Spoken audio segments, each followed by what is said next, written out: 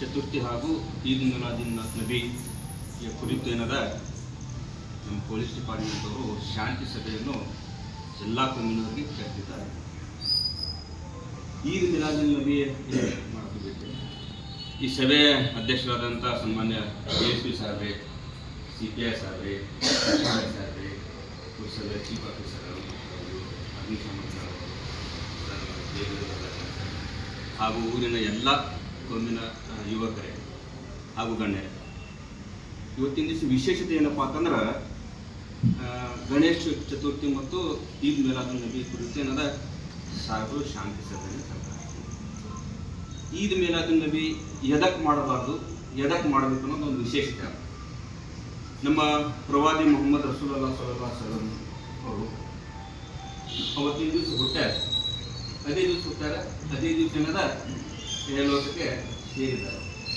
ಹಾಗೆ ಅದೇ ಹುಟ್ಟಿದ ದಿವಸ ಏನದ ನಮ್ಗೆ ಭಾಳ ಖುಷಿ ಆಗ್ತೈತಿ.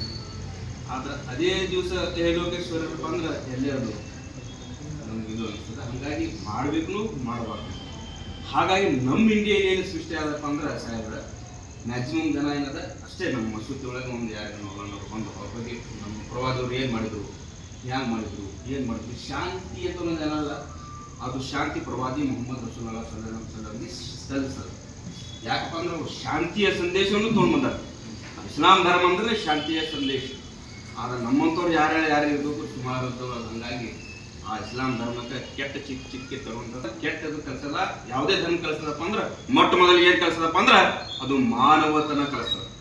ನೀ ಏನರಾಗು, ಮೊದಲ ಮಾನವನಾಗು, ತದನಂತರ ಏನದ ಆ ಧರ್ಮ ಅವ ಇವ. ಶಾಂತಿಯ ಸಂದೇಶ ಅಂದ್ರೆ ಅದು. ನಮ್ಮ ಪ್ರವಾದಿಯವರ ವಿಶೇಷತೆ ಏನಪ್ಪ ಅಂತಂದ್ರೆ ಒಂದು ದಿವಸ ಮಕ್ಕದಾಗೇನ ಹೋಗ್ತಿರ್ತಾರೆ, ಒಂದು ಮುದುಕಿ ಹೋಗ್ತಿರ್ತಾರೆ. ಮುದುಕಿ ಬಳಿ ಸಾಮಾನು ಹೊಡೆದಿರ್ತಿದ್ದವ್ರು ಎತ್ಕೊಂಡು ಹೋಗೋದು ಆಗ್ತಿರಲ್ಲ. ಹಾಗಾಗಿ ಪ್ರವಾದಿಯವ್ರು ನೋಡ್ತಾರೆ, ನೋಡಿ ಏನದ ಆ ಮುದುಕಿ ಅದು ಸಾಮಾನು ತೊಗೊಂಡು ಈಗ ಮನೆ ಮುಟ್ಟಿಸ್ತಾನೆ ಹೋಗ್ಬೇಕಂತ ಹೋಗ್ತಾರೆ.